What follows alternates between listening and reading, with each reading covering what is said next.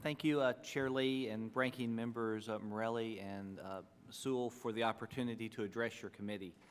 Between September 25th and 28th of last year, Tropical Storm Helene inundated western North Carolina, receiving an unprecedented amount of rainfall consistent with a 1,000-year storm. This level of rainfall, coupled with the power of gravity, caused mountain streams, creeks, and rivers to become overwhelmed, with the speed and force of water tearing out culverts, bridges, power lines, telecommunication lines, water lines, and sewer lines.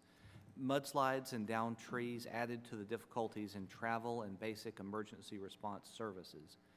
Power and telecommunication systems were simply not functional, and local radio stations were off the air because they were dependent upon fiber optic lines that no longer existed.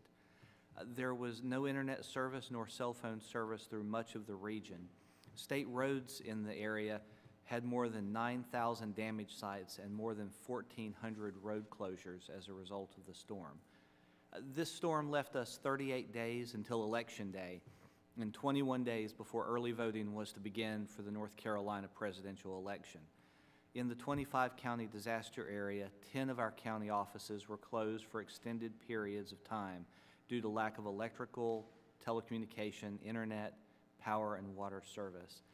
Thankfully, we were able to account for all of our county election staff and quickly took inventory of the damages and needs for those offices.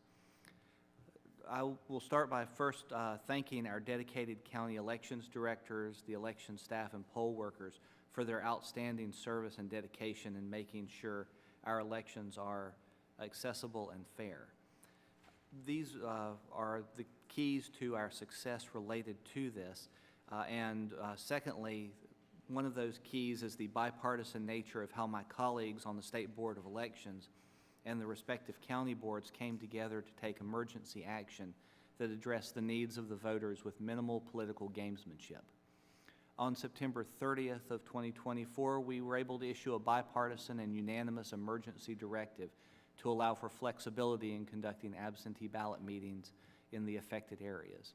On October 7th of 2024, we also issued a bipartisan and unanimous emergency directive to address the 13 most affected counties, allowing for changes by those county boards of election, so long as they were adopted by a bipartisan vote. These emergency actions provided flexibility for the counties to adopt, again on that bipartisan basis, changes to meet the realities for voting in the wake of this unprecedented storm.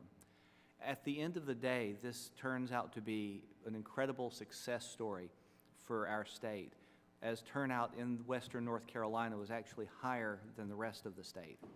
I would caution that this higher voter turnout is not because of our emergency changes alone. Credit for the higher turnout belongs to the voters themselves and the civic pride and sense of community that Americans bring to recovery from tragedy and natural disasters. I would also caution that these changes are not best practices for the administration of elections. During normal conditions, we need adequate checks and balances to make it easy to vote, yet hard to cheat. These changes were narrowly tailored to reflect the difficult realities of recovery from the worst natural disaster to strike western North Carolina in living memory. Of the lessons learned related to this natural disaster, I would say first, preparation is the key to a successful election. Second, any last-minute changes to the settled rules and deadlines for an election should have bipartisan support. And third, delaying or suspending elections is simply not an option for members and administrators of elections. Regardless of the disaster, people expect and demand elections to occur on time. Postponing elections would be absolutely the last choice, as it would cause rumors, chaos, and suspicion in an area with already weakened public safety and communication resources. It is an honor to be able to speak with you today, and I am grateful for your service and involvement with this important topic.